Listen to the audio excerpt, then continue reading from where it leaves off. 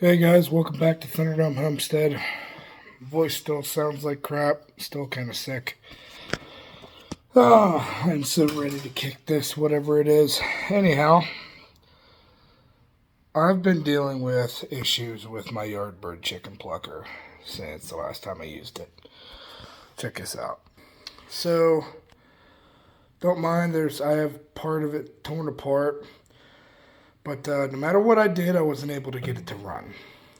Then, now this is a dumb problem that some people overlook. I know I almost did.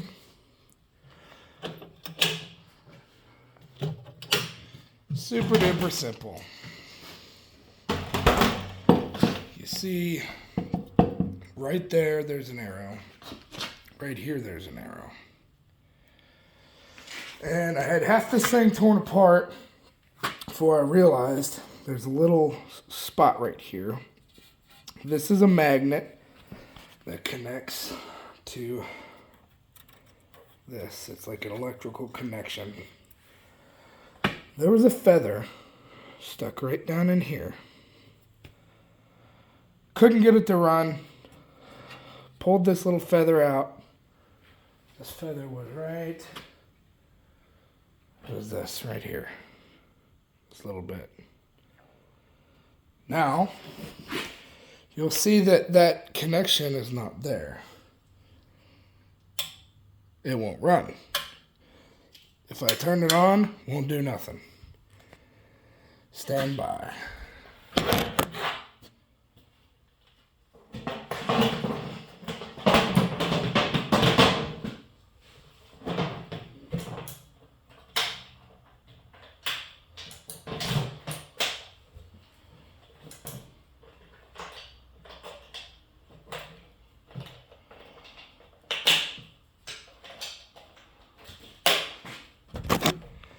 Alright, now that I have this back on and that connection is clean,